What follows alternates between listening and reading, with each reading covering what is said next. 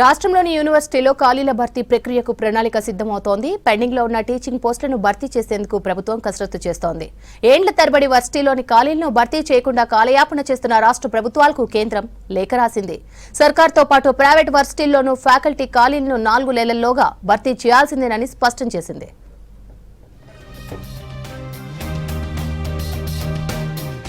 యూనివర్సిటీలో ఖాళీలు భర్తీ చేసేందుకు రాష్ట్ర సర్కారు ప్రణాళికలు సిద్ధం చేస్తోంది.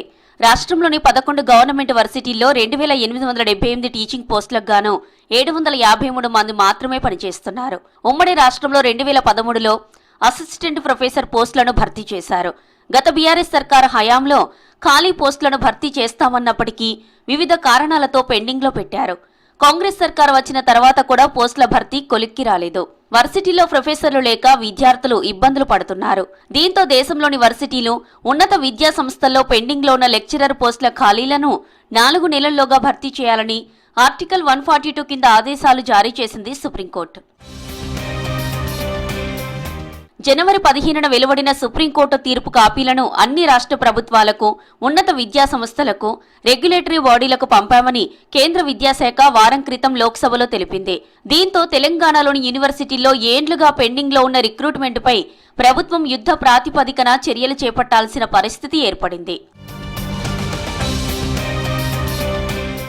13 ఏళ్లుగా రిక్రూట్మెంట్ లేకపోవడంతో భారీగా ప్రొఫెసర్ల కొరత ఏర్పడింది.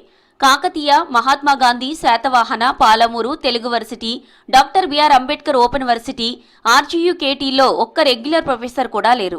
కరీంనగర్ జిల్లాలోని శాతవాహన, నిర్మల్ జిల్లాలోని ఆర్టీయూకేటీలో ప్రొఫెసర్లే కాదు, చివరికి అసోసియేట్ ప్రొఫెసర్ కూడా లేరు. Regular faculty Telugu university, Palamuru, జేఎన్ఏఎఫ్ఏయులో 20 లోపే ప్రొఫెసర్లు ఉన్నారు. అయితే పోస్టుల భర్తీకి కాంగ్రెస్ సర్కార్ కొంత ప్రయత్నం చేసినా నోటిఫికేషన్లు మాత్రం రిలీజ్ కాలేదు. వర్సిటీల్లో రిటైర్ అవుతున్న ప్రొఫెసర్లు ఉన్నారు తప్ప కొత్తవారు రావడం లేదంటున్నారు విద్యార్థులు. అధ్యాపకులు లేక స్టూడెంట్స్ క్లాసులకు వెళ్లడం లేదంటున్నారు. ఉమ్మడి రాష్ట్రంలో విశ్వవిద్యాలయాల్లో నియామకాలు జరిగాయని, అప్పటి నుండి మళ్లీ పోస్టులు భర్తీ కాలేదన్నారు ప్రొఫెసర్స్. సరిపడా అధ్యాపకులు లేక వర్సిటీల్లో పరిశోధనలు జరక్క ర్యాంకులు పడిపోతున్నాయన్నారు. ప్రభుత్వం వెంటనే యూనివర్సిటీలో ఖాళీగా ఉన్న పోస్టులు భర్తీ చేయాలంటున్నారు స్టూడెంట్ లీడర్స్. వీసీలు వాళ్ళ ఇష్టం పెట్టుకుంటే అది కూడా తప్పే కాబట్టి వీసీల పైన ఒక చెక్ ఉండాలి.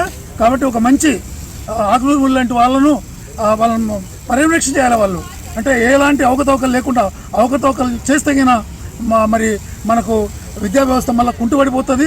యూనివర్సిటీలలో అసిస్టెంట్ ప్రొఫెసర్ల యొక్క భర్తీ జరగాలి. వాళ్ళ పీటీఎల్తోని, కాంట్రాక్ట్తోని వాళ్ళ వరకు వేస్తే పిల్లలు కొంత నష్టపోయేటువంటి ప్రమాదం ఉంటుంది. కాబట్టి రిక్రూట్మెంట్ అఫీషియల్గా జరగాలి.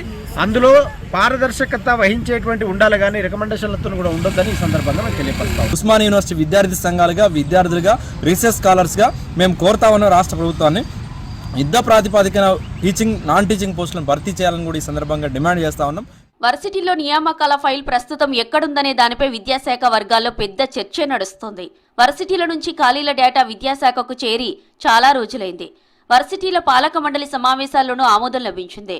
ఆర్థిక శాఖ నుంచి కూడా క్లియరెన్స్ వచ్చిందని ఉన్నత అధికారులు గతంలోనే ప్రకటించారు. కానీ ఇంతవరకు నోటిఫికేషన్కు మాత్రం మోక్షం కలగలేదు.